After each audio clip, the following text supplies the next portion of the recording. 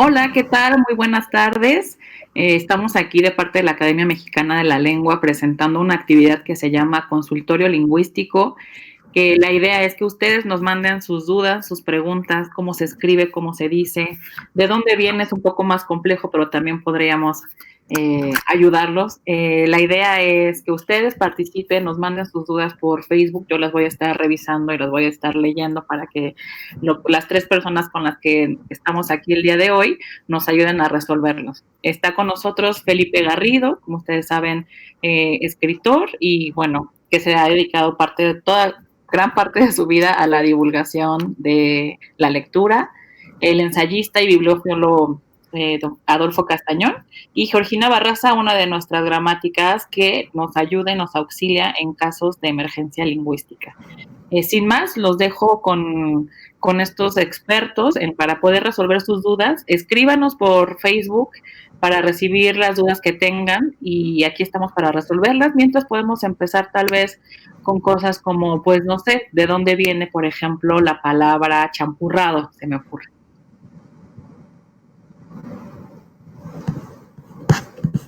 A ver, Georgina. Bueno,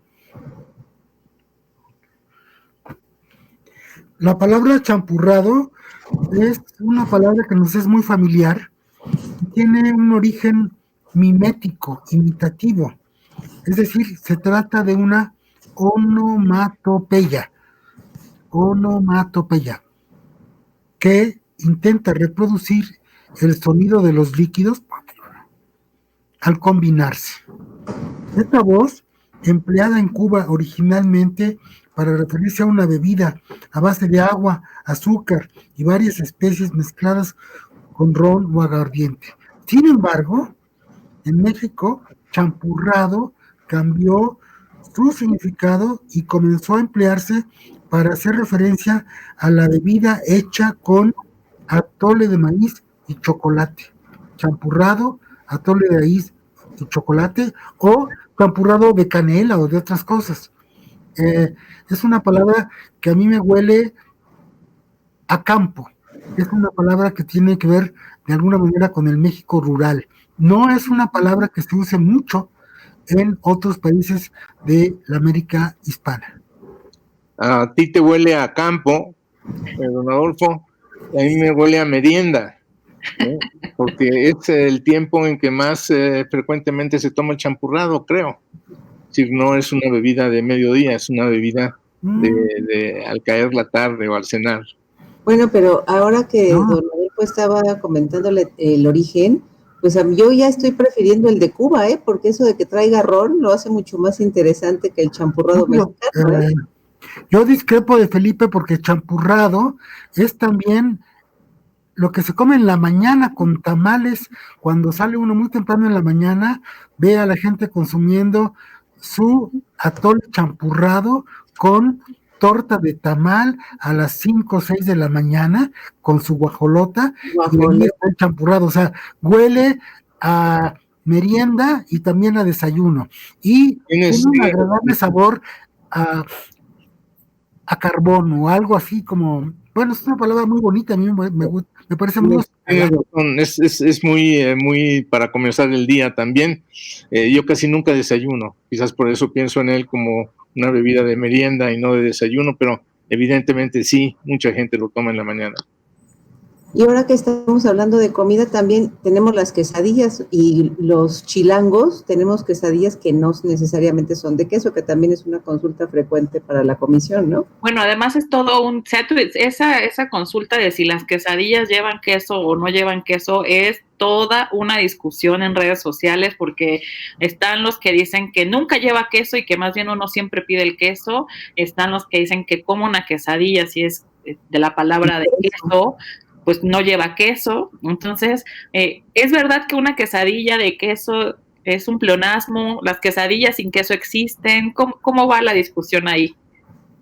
Todo lo que has dicho es verdad. Todo lo que has dicho es verdad.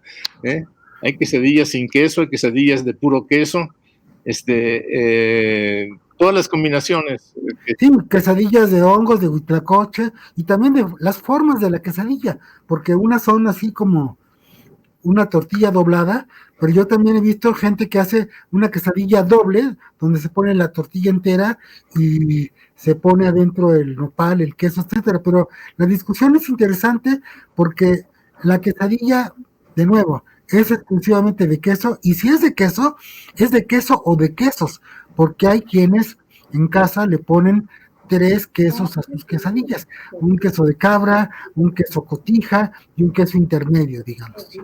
Wow, yo nunca había visto quesadillas de queso de cabra, pero aquí la gran pregunta es si la quesadilla sin queso se vuelve un taco, o decir quesadilla de queso es un pleonasmo también. Es muy frecuente. Pues en realidad la quesadilla de queso no se puede volver taco, precisamente porque en principio, las quesadillas pueden ir fritas y los tacos ya, claro. Si van fritos tienen que ir en forma de rollo y la quesadilla va doblada. Entonces, aunque una quesadilla no lleve queso, no puede ser taco. Ese sería solamente para los chilangos, ¿no? Para el resto del mundo, las quesadillas etimológicamente tendrían que llevar queso. Y un sinónimo de la palabra quesadilla es queca. O sea, no vamos a comer quesadillas, vamos a comer quecas, que es una voz que se usa mucho en el altiplano en México, incluso como marca. Las quecas de Doña Lola. Claro. Bueno, ahorita estoy viendo que hay alrededor de 40 personas que nos están viendo y los invito a que nos hagan llegar sus dudas, porque no nos vemos como muy participativos. Bueno, aquí me preguntan que cuál es la historia de la palabra ajaraca. Ajaraca. Ajaraca. ¿Y de dónde viene la palabra chipocludo? Ajaraca es Caribe. La palabra debe ser taíno, como hamaca, como huracán, como maguey, como muchas de las primeras palabras originarias de América que entraron a formar parte del español. Sí, don Adolfo. Ajaraca, según el diccionario Vox, es la ornamentación árabe y mudéjar, que es como un lazo en arquitectura, y viene de una palabra árabe, as-saraká, lazo, y hay un adjetivo que es ajaracado, dibujo o pintura en forma de ajaraca. O sea, ajaraca tiene que ver con esta ornamentación de origen árabe, y el ajaraca es de origen islámico. Mire. Oye, y Jimena, ¿tenemos posibilidad de saber quiénes nos están preguntando para agradecer? Esta respuesta de ajaraca la hizo Alejandro Gaspar. Hola, Alejandro, muchas gracias. No guarda parentesco conmigo, por supuesto. Pregunta, ¿de dónde viene la palabra chipocludo?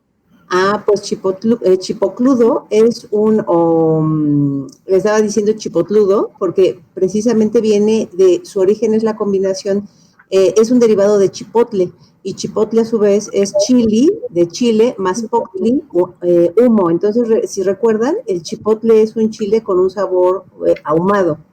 A chipotle, al chile, perdón, se le puede decir chipotle, chipotle incluso. Y para el caso del español de México, chipocludo es un adjetivo que se emplea para hablar de algo que es excelente, destacado, sobresaliente. Y si recuerdan a Gabriel Vargas en La Familia Burrón, el creador de La Familia Burrón, fue quien hizo que se extendiera este uso, porque es muy popular y muy coloquial para hacer referencia a alguien que es muy sobresaliente en algo.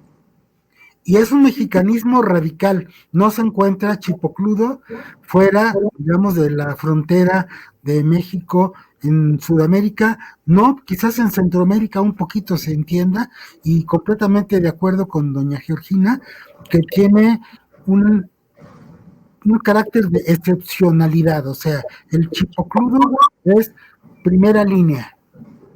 Igual, por ejemplo, recuerden que ahora que decía don Adolfo, que había mexicanismos, tenemos otro que solamente es exclusivo de México, que es popote.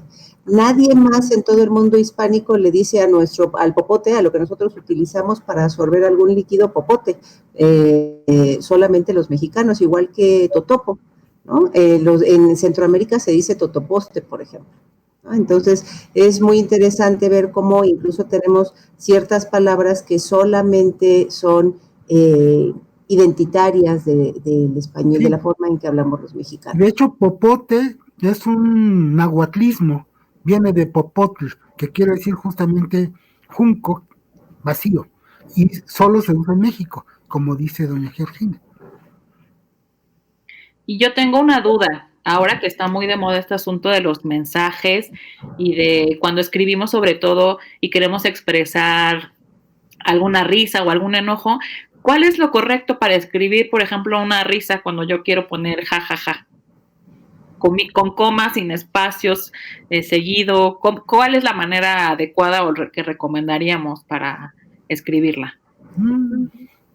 Pues mira, yo en la Real Academia, la RAE y la Asociación de Academias, en la ortografía recomienda que cada ja o cada g esté separado con una coma y con espacio. Entonces, jo, coma, jo, o jajaja o jejeje. Pero la verdad, debo confesarte que cuando yo digo jajaja, siento que hasta estoy riéndome en burla, ¿no? Que es mucho más lento mi pronunciación del jajaja. Y entonces yo generalmente, confieso, lo escribo sin espacios. Sí, bueno, yo creo que esta es una pregunta que se da en la historia de la lengua, porque la forma en que se transcribe la risa es una forma en el México del siglo XXI, lo fue en el México del siglo XX, y a lo largo de la historia la forma de la risa ha ido cambiando en su transcripción ortográfica, y es una pregunta apasionante para quien quiera asomarse a la forma de transcripción de las onomatopeyas y de la risa. La risa es uno de los lugares más productivos lingüísticamente. Qué bonito, don Adolfo. Pues miren, tenemos otra pregunta de Jorge Cuauhtémoc. ¿De dónde viene Huauzontle o Guazontle? Porque esa también presenta variantes, me parece, en su pronunciación. Pues es un nahuatlismo también, Huauzontle, y muchos de los nahuatlismos que usamos los escribimos de 2 o 3 maneras distintos, como el caso de chipotle, o como el caso de Huauzontle, como el caso de sensontle, porque todas estas palabras, cuando fueron escuchadas por los europeos que llegaron a América, ellos las transcribieron al alfabeto que ellos usaban, pero no siempre las oyeron igual. Hubo variedad en la forma de escucharlas. Un caso pues muy fácil de comprobar es el del nombre del emperador Moctezuma, que en algunos lugares es Montecuzoma, y en otros lados es Moctezuma, y en otros lados es Montezuma, o Nene nada más, según los cronistas, los distintos cronistas. Cada quien oía la palabra en forma un poco distinta y la escribía de acuerdo a la forma en que la había oído.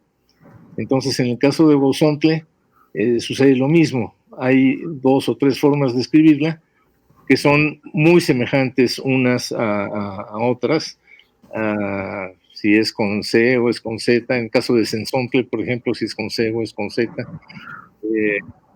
Se acostumbra una región a escribir esa palabra de cierta manera, y ahí esa es la forma, digamos, correcta de escribirla, pero fácilmente se encuentran otras maneras muy cercanas en que también se escriben. Y además del origen, creo que es importante, porque seguramente la duda será si es Huauzontle o Huazontle. Y lo más adecuado, en estricto sentido, sería Huauzontle. Sin embargo, tenemos un problema en español. En español es muy difícil tener triptongos, entonces generalmente lo que hacemos los hablantes es simplificar el triptongo y lo hacemos diptongo. Por eso es que se pierde la última U y puede ser Huazontle, pero también, como en el caso de chipotle, puede ser guauzoncle, con C en lugar de con T. Se tiende a escribir guasoncle sin la U, pero también está presente la U. Y la planta es una planta nativa de Norteamérica, no es una planta europea. Y es una planta que se usó mucho en la cultura prehispánica para la alimentación. Todavía hay. Bueno, se sigue usando. Con el guasontle, que se hace de distintas maneras, y el guasontle es una de las plantas más democráticas de la cocina mexicana. Uno de los misterios de nuestro español es esa H que aparece en algunas de estas palabras, como en guasontle, porque ahí no hay un motivo fonético para que aparezca esa H. Pero hay muchas palabras en que el principio con HUE provoca que a veces se escriban con G en lugar de H, con GUE también. Ahora tenemos unas preguntas, me parece muy interesante porque las preguntas tienen que ver justo con voces indígenas. Nos preguntan de dónde viene la palabra. Patricia nos pregunta dónde viene la palabra najayote y chilacayote. Ajá. Pues, bueno, primero que nada, ¿qué significan, no? Y luego vamos con las etimologías. Pues me parece que najayote, pero lo registran como nejayote, es esta agua con cal en la que se cuece el maíz, esta agüita que queda como amarillenta después de la cocción del maíz. Pero también najayote puede tener un uso despectivo para referirse a una persona indígena. Eso no lo conocía. En la RAE, najayote es nejayote y tiene que ver con el origen náhuatl nextli, ceniza, y ayotl, líquido, es decir, agua de ceniza, pero tiene un significado también, como dice doña Georgina, despectivo. Sí, es más, y además luego se extiende a un significado como si fuera naco o ignorante. Y te pueden decir, no seas najayote, para decirte que no es que no seas indígena, sino más bien no seas ignorante. Muy bien. ¿Y la otra cuál era? Chilacayote. Chilacayote. Que también me lo he escuchado como chilacayota. No sé ustedes. ¿Con femenino? Ajá. Ok. No es una moda reciente, supongo. ¿Perdón? Que no es una moda reciente, supongo. Pues no lo sé, la verdad. Que aparezca el femenino. No, pues claro que no. Claro que no. No. Aparece por otras razones, no por las contemporáneas en algún caso. Pues esos son nombres de plantas. Sí, la cayote es una cucurbitácea como la calabaza, como el chayote, es una variedad de esto y se cocina de muchas maneras y también es una planta muy democrática porque crece endémicamente y cualquiera puede comer chilacayote, se encuentra, digamos, al alcance de la mano o de los pies, porque uno se tropieza con ellos. Son enredaderas que muchas veces quedan como rastreras en el piso. Eso, exactamente. Y a veces, bueno, pues sí, se les... Por cierto, que se hace con pipián y queda muy, muy, muy bueno el cerdo en chilacayote con pipián. El próximo año deberíamos hacer un consultorio de recetas. No hay una no sé, en el caso de chilacayote si la etimología nos lleva más lejos, Georgina. Sí, la etimología de chilacayote es Tzilacayotli en náhuatl, de tzilac, que significa liso, y ayotli, que significa calabaza. Entonces, si ven un chilacayote, sí es una calabaza, pero completamente lisa, más semejante a la textura de una sandía, muy lisa, por eso es como calabaza lisa. Muy bien, muchísimas gracias. Tenemos otra pregunta de David Álvarez que dice, ¿por qué en México la pronunciación de la X, es como la J? Uy, ¿quién quiere? Porque van a hablar de México, ¿no? De por qué nosotros escribimos México con X y no con J, como tendría que ser. Jimena escribe su nombre con X también, por ejemplo. Sí. Toda medieval. Y sí, Pero- Joco lo escribimos con X, Xochimilco. pero Xola es Xola.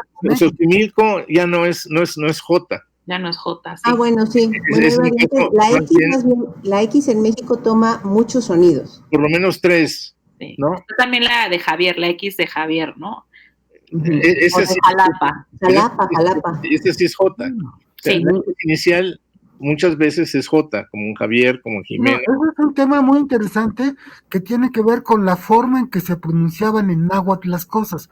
En la Comisión de Consultas, que por cierto acaba de cumplir su sesión número 600, hemos tenido unas apasionantes discusiones en relación con la forma en que se acentúa o no se acentúa, por ejemplo, la palabra Tenochtitlan. Pero antes de eso, perdón, don Adolfo, antes de eso, el sonido de J de la X viene desde España, porque en la Edad Media, esta Jimena con X y Javier con X, San Francisco Javier, para mucha gente, ese Francisco Javier es con X, no con J.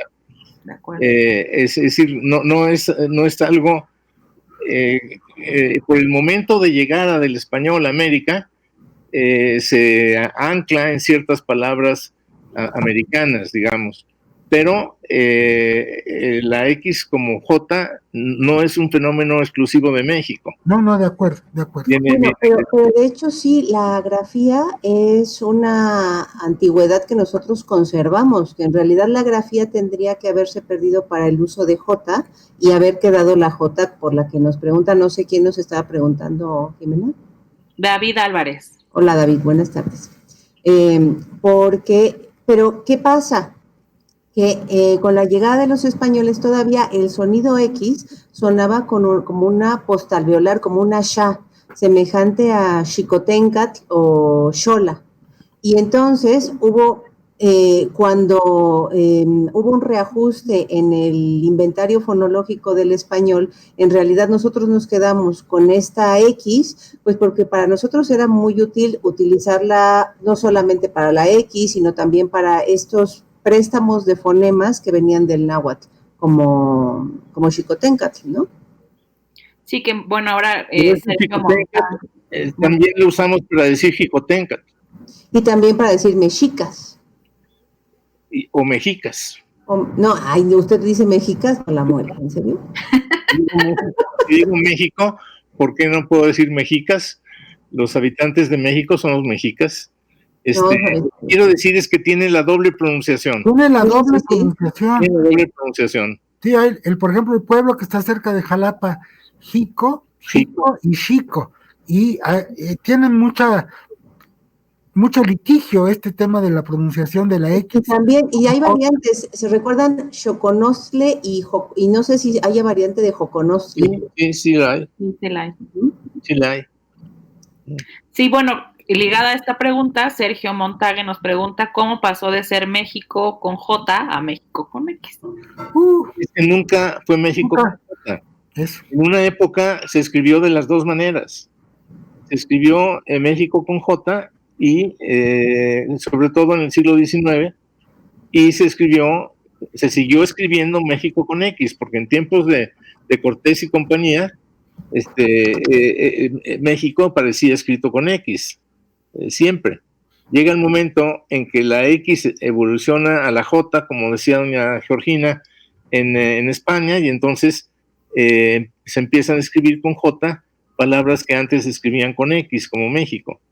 Y luego hay un repunte, digamos, liberal y nacionalista en el siglo XIX que rescata la X para México. Y llega a ver México con G también. No, por favor, ni lo difunda, don Adolfo, por favor. En algún momento llegó a existir también esa variante. Con G, claro que sí. En realidad, reconocemos que alguien no es mexicano cuando escribe México con J, que sería la ortografía actualizada, apegándose a solamente las grafías que tiene el español ya actual, y que la X es una rareza para nosotros, pero también para nosotros es forma de identificarnos. Es que hubo en México en un momento dado, los que escribían México con J eran los conservadores y los que escribían México con X eran los liberales. Por eso la revista Ábside de Alfonso Plancarte y de Alfonso Junco, México se escribía con J, y Carlos Monsiváis escribía Alfonso Junco con X para vengarse. Miren, pero preguntan mucho por México, pero no les preocupa Oaxaca o Texas, ¿no? Que también se escriben con X. Claro. Y como dijo don Adolfo, ¿no? Jico y muchas otras palabras.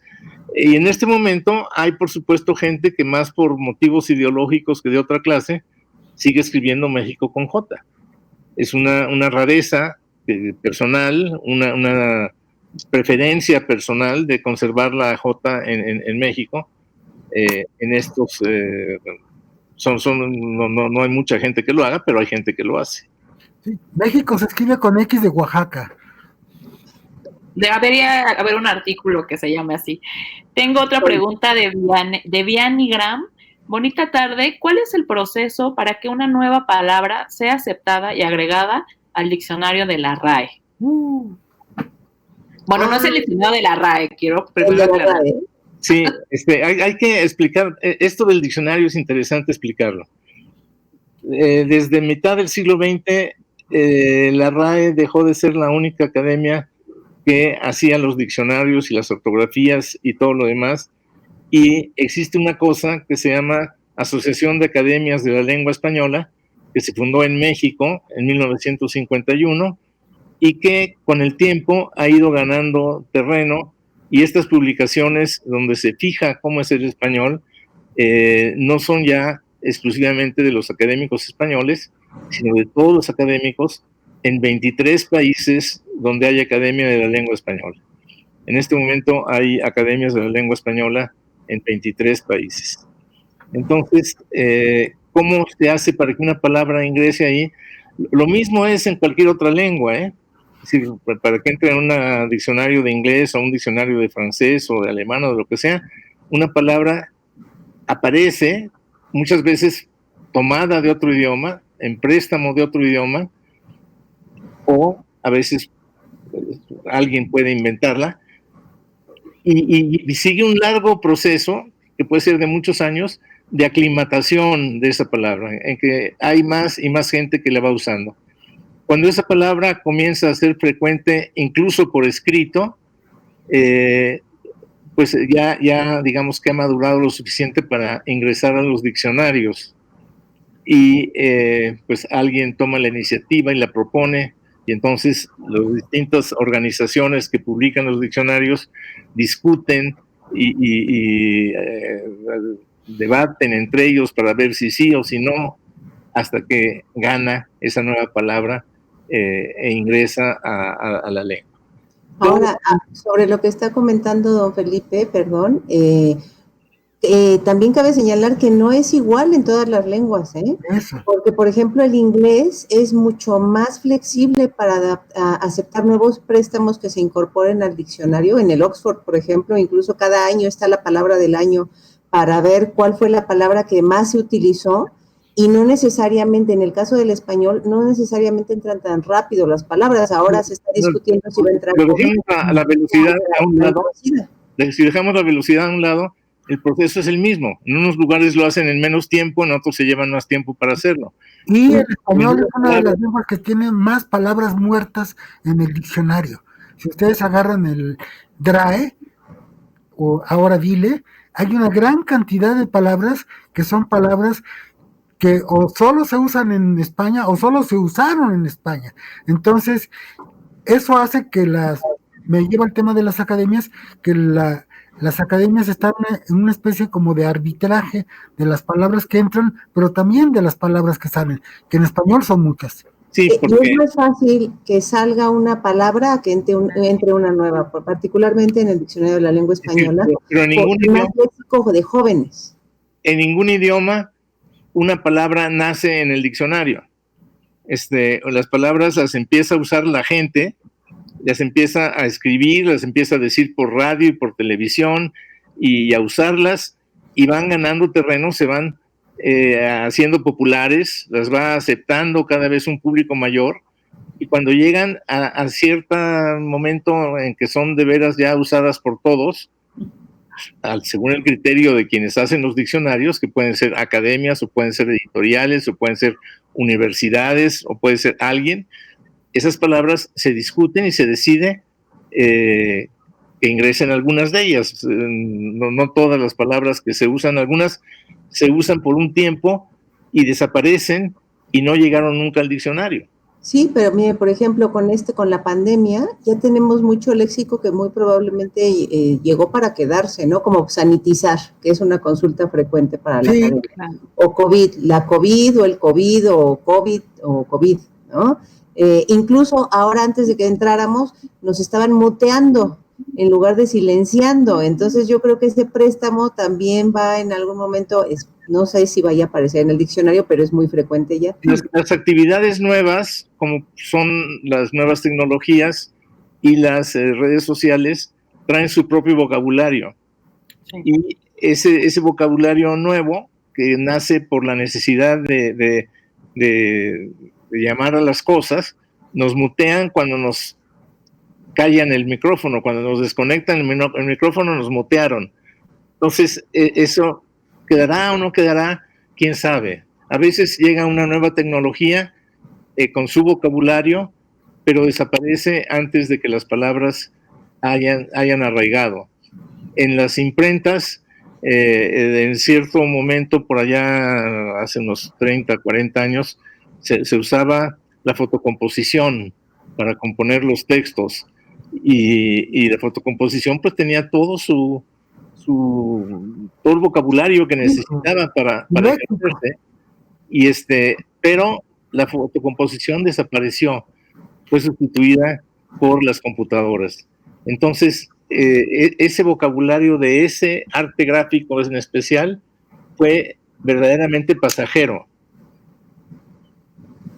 Sí, antes el léxico precisamente que se pierde porque se pierde la realidad de la que está hablando. No sé, a ustedes seguramente les tocaron máquinas de escribir y se acuerdan de las esferas metálicas con las letras para imprimir cuando ya la máquina era eléctrica, o las margaritas que eran de pasta y que eran una especie de flor. Esas cosas no las conocen los jóvenes ahora, ¿no? No. No, tú estás muy bien. No las conocemos y no soy tan joven, pero bueno, tenemos otra pregunta. Muchas gracias. Otra pregunta. Lupita Flamenco pregunta, ¿por qué en México a la cerveza le llaman chela? Hola, Lupita. Pues fíjate que la C tiene un juego muy interesante. Bueno, la C, o más bien el sonido de S. Cuando generamos hipocorísticos, que son las formas para referirse afectivamente al nombre, a una persona por su nombre, o incluso este léxico muy coloquial, entonces solemos sustituirla por una che, como por ejemplo Jesús. Las Isabeles se convierten en chelas. O en Chabela. O en chabelas. Sergio en checo. La cerveza en chela. Y también está que chela era rubia. Entonces ahí hay una mezcla de cerveza, lo que está diciendo Georgina, y también la carga de que el chelo, la chela, es la rubia, la blanca. Miren, por ejemplo, también en Mercedes, meche. Entonces ese sonido de S altera mucho con che, pero solamente en contextos coloquiales. Y no resisto la tentación de decir que en México se usa, tráeme, por ejemplo, una chela bien muerta, es decir, bien helada. Bien elodia. Bien elodia. O bien muerta. Tenemos otra pregunta. Jorge Cuauhtémoc nos pregunta, ¿por qué se asocia un tamal y un pan a una guajolota? Muy buena pregunta. Porque es muy pesada.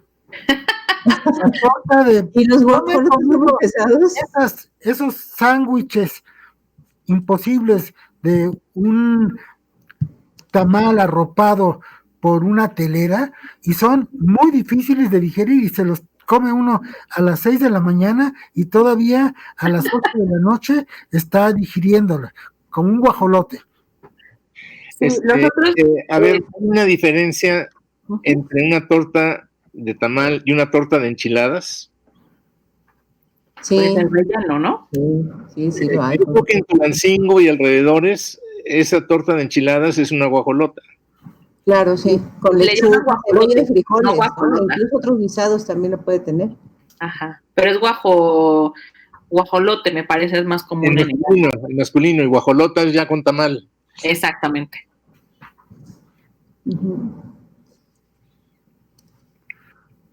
Pero que sea guajolota, no sé en serio. Ahora sí, les podemos dar la explicación de qué es una guajolota y el guajolote, pero la asociación con el guajolote, no sé. ¿Hay algún otro significado de guajolote que ustedes conozcan? No. No. No, creo que El no. guajolote es un pavo, el pavo oriundo de las Américas, que por eso se llama poundand y por eso se llama pavo, nos regresa la palabra, ¿no? En realidad, esta de guajolota ya ha llegado como consulta a la comisión y se ha intentado rastrear el origen de por qué se le dice guajolota a la guajolota, pero todavía no queda claro. Quedan claras las diferencias que comentó don Felipe, pero no el origen. Ahora El también guajolote se llama guajolote pavo. El guajolote se llama pavo en Navidad, ¿verdad? Sí. O sea, el guajolote se convierte en pavo para la cena de Navidad y luego regresa a ser guajolote como debe ser. En mole. En mole o... Y entre tanto, el guajolote también tiene el significado de tonto. Un guajolote es un tonto, según un diccionario español. No conocía yo ese sentido. Yo no reconozco esa forma de usarlo. Oiga, don Felipe, pero en Tulancingo, ahora que hablaba de Tulancingo, Hidalgo, para la torta con enchiladas. Ese es guajolote, ¿no? Porque la guajolota es la del DF. Sí, es lo que me estaba explicando Jimena, que es en masculino. Sí. Es guajolote. Y bueno, además están también los tecolotes que llevan chilaquiles encima, o sea, como estas aves asociadas al pan y la tortilla, ¿no? Qué interesante. ¿Pero tecolotes existe también? Sí, los tecolotes. ¿No ha comido tecolotes? ¿No? Uy, no, pues cuando no he veamos, vivido, vamos yo a no comer sé que no he vivido. Pero invítenme un día y vamos a comer tecolotes. ¿Qué son? Primero díganme. Es un pan, la mitad de un pan con frijoles y... molletes, quieres decir. ¿Perdón? No. Molletes, quieres decir. No, porque el mollete tendría que ir con el queso y solamente los frijoles y los chilaquiles encima. Y chilaquiles. Ajá. Muy parecido más cercano al guajolote de Hidalgo. Chilaquiles ya es también una palabra que bastante misteriosa.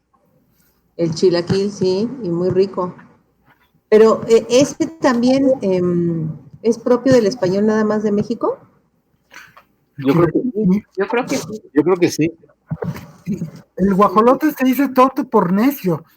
Los guajolotes son muy necios, están siempre. Bueno, siguiendo con el asunto Parecen torpes. De las cuestiones mexicanas, nos pregunta Andrés Luna, ¿cuál es el origen de la palabra itacate? Los itacates son bien bonitos. A ver, ¿quién empieza con el itacate? Pues empiezo con que viene del náhuatl también. El bastimento que se llevaba el campesino para comer en la siembra cuando no estaba en su casa, entonces era un pequeño lote de tortilla, frijol, una cosa muy... Y después ya se empieza el itacate como aquello que se le da al que va a un banquete y que no pudo asistir al banquete, entonces le da su itacate, pero ese es un significado derivado. No sé cuál es la etimología en náhuatl de itacate, la vamos a buscar. ¿Algo más, don Felipe? No, estoy tratando de recordar, esto es en Morelos, seguramente en Tlayacapan y en Tepoztlán y otros pueblos de Morelos. Un itacate es también una especie de tortilla triangular muy gruesa, Sí, y nada más hecha de maíz con sal y frijoles, ¿no? Sí, se abre. Es como una gordita. Le puedes meter lo que quieras en medio, pero es una tortilla especialmente gruesa, muy gruesa, como las gordas de nata, que son gordas, gordas. Como un par de centímetros de gruesa y de forma triangular. Y Itacate tiene la carga de Itacate viene de Itacatl, en náhuatl.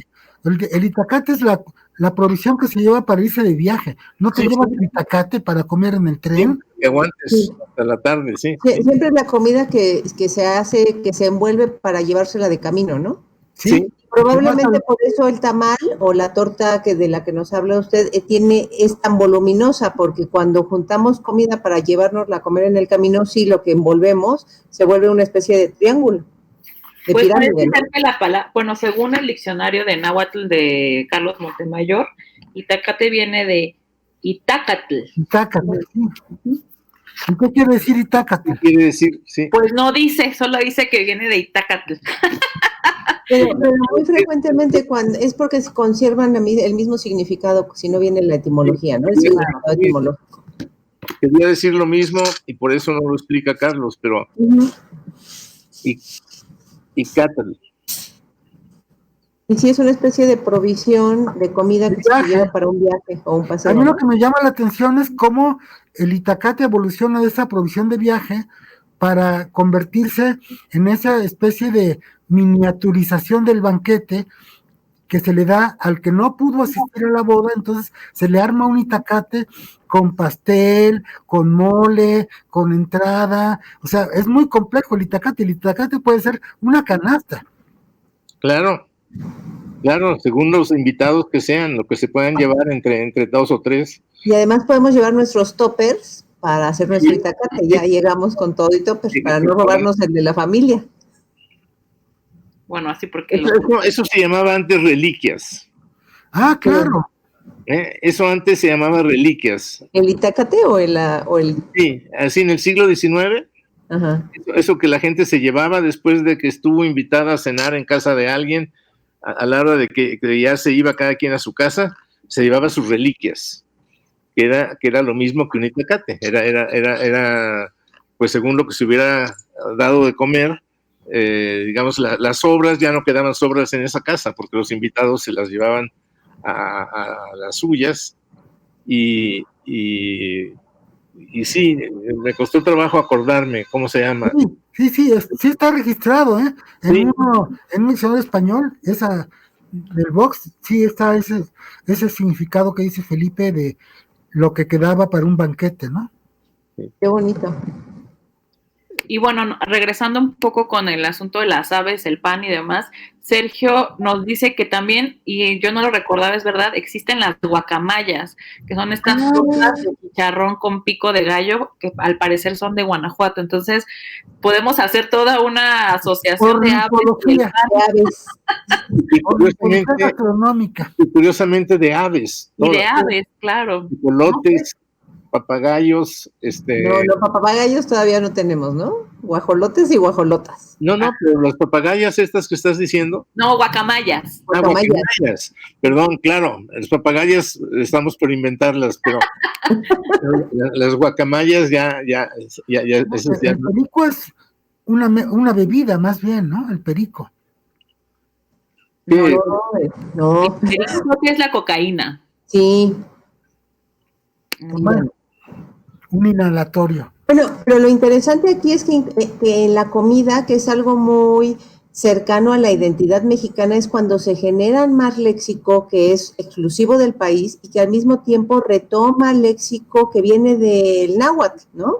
Lo que nos habla de la verdadera, lo estrecha de la relación entre los actuales mexicanos, pero también con la cultura indígena, ¿no? Y lo importante que es para nosotros estamos viéndolo desde México, que es la capital del país, el ombligo del país y del mundo, es nuestra ciudad, México, pero esto se repite en todo el país. Quiero decir, hay usos locales, hay usos regionales en todos los demás lugares del país. Y si tuviéramos aquí a nuestros correspondientes que viven regados por la patria, yo estoy seguro que Arístides, por ejemplo, nos diría que en Chetumal, es decir, en Quintana Roo y en Yucatán, nos podría hablar, igual que don Rui Pérez Tamayo nos podría hablar de estas asociaciones del lenguaje con algo tan diario, tan íntimo, tan cercano a cada quien, que es la comida, lo que comemos todos los días. Claro. Sí, y en el caso, y por ejemplo, de Yucatán, no es necesariamente náhuatl, ahí la influencia es maya importantísima, ¿no? A decir que nosotros. Por eso nos hemos acordado de puras palabras de origen náhuatl, pero si estuviéramos en Sonora, estaríamos recordando otras lenguas originarias, o en Michoacán, los uchepos y las corundas, y todo eso tiene que ver con el purépecha. Es que México no es un país, es un continente, o es un país de muchos países donde hay regiones como la región michoacana, la región maya, la región del norte, la región del sureste, y eso le da al español una gran diversidad, porque a esa diversidad multilingüística prehispánica le viene la diversidad multilingüística que viene de Europa, de los españoles, de los italianos, de los franceses, de los gringos, de los noruegos, etcétera, ¿no? Y aquí bien nos dan una curiosidad, a mí me pareció muy interesante. David Álvarez dice que un día hizo una tarea sobre las fobias, y hay una palabra que voy a intentar pronunciar bien, que se llama sobre las fobias, y es una palabra que se llama hipopotomonstruoesquipedaliofobia. ¡Qué miedo! ¡Qué miedo! Y es una palabra, es una fobia a pronunciar palabras muy largas o complicadas. Yo no lo sabía. ¡Ay, no! Te lo juro, solo con pronunciarla yo ya me asusté. Es que todos padecemos esa fobia, a todos nos pega, ¿no? Claro, pero pues yo prefiero decirle, tengo miedo de decir palabras largas, que la voy a repetir, a ver. Hipopotomonstruoesquipedaliofobia. Bueno. Bueno, y una palabra que a mí me causó un poco de duda ahora, don Adolfo, que usted la decía, es ¿de dónde viene la palabra gringo? ¿Por qué nos referimos a los estadounidenses como los gringos como gringos? A los gringos como gringos. Yo no les digo estadounidenses, les digo usamericanos, pero ya me regañaron los del diccionario. Creo que tiene distintas explicaciones. No está muy claro de dónde viene, si es verdes, soldados verdes, váyanse a su casa, pero tiene que ver con, de alguna manera, la conciencia antimilitarista mexicana en relación con los Estados Unidos y su ejército, para ponernos en la actualidad. Uh-huh. Y también entonces sería Green Go Home, ¿no? Green Go Home, o sea, los verdes a casa. Los verdes, que son los soldados norteamericanos o usamericanos, váyanse a casa. Bueno, pero también hay otra hipótesis, porque además de todo ni siquiera es una etimología comprobada. La primera es que en 1916, la primera vez que apareció esta forma, que apareció en 1916 en The New York Times, señala que gringo se formó a partir de las palabras iniciales de la canción de Robert Burns, de Green Grow the Rushes. Y Green Grow se convirtió al gringo. Esa es otra etimología. Nosotros es muy bonita. ¿Eso es 1916, a principios del siglo XX. Antes de eso eran yanquis. Sí. No, y además de todo, para nosotros gringos sigue siendo negativo, porque nosotros tenemos ver la cara de gringo. Y los guatemaltecos tienen una bien bonita que es ver la cara de mexicano, para hacer la misma referencia, cuando nosotros decimos que nos ven la cara de gringo, que es la cara de tonto. Pues a veces se dice con admiración también, ¿eh? ¿Ver la cara de gringo? No, Yo me acuerdo de las estudiantes de verano que llegaban. No, esas son gringuitas. Sí. Y como de toda ciudad universitaria había contingentes de jóvenes de distintas carreras que iban a saludarlas. Y no para nada con forma despectiva, ¿eh? No, pero eran gringuitas, incluso con diminutivo, pero no gringas. Una gringa es también una de esas quesadillas que decía con carne de pastor, claro, de tortilla entera, sí, con jamón. Sí, una no, con jamón no, tortilla entera, con jamón es sincronizada. con ¿Y queso, la gringa que y lleva? con jamón, sí, claro. carne de taco al pastor. ¿Cómo? ¿Es al Carne pastor? de taco, de esta carne de trompo Carne de taco al pastor. con queso. Con sí, queso. estoy salivando ya. Esa Sí. es la gringa.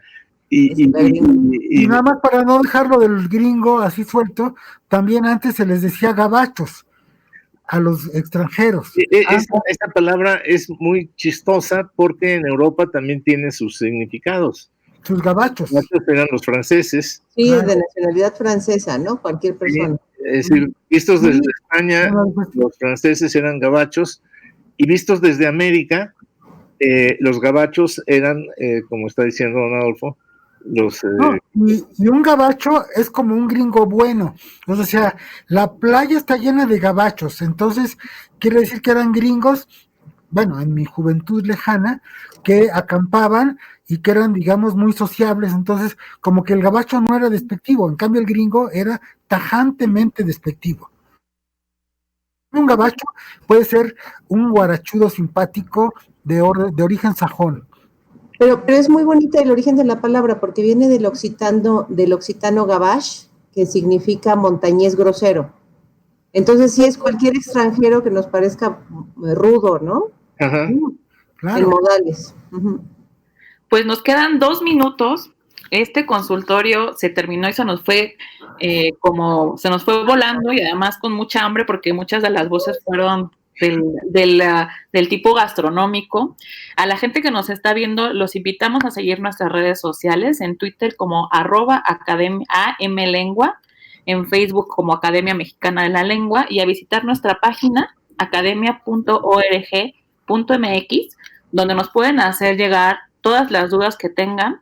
Tardamos un poquito en responder, pero respondemos además con una calidad y con un contenido y una investigación realmente de primera. Y hay un equipo muy, muy grande y de expertos que está discutiendo siempre estos temas, y los invitamos a que nos sigan. Les agradezco muchísimo a nuestros participantes, a Felipe Garrido, Adolfo Castañón, Georgina Barraza, y también a la gente de la FIL que está acompañándonos detrás de bambalinas y que nos invitan desde hace 5 años, me parece, a hacer este consultorio lingüístico y a compartir con ustedes un poco del mucho trabajo que se hace en la Academia Mexicana de la Lengua.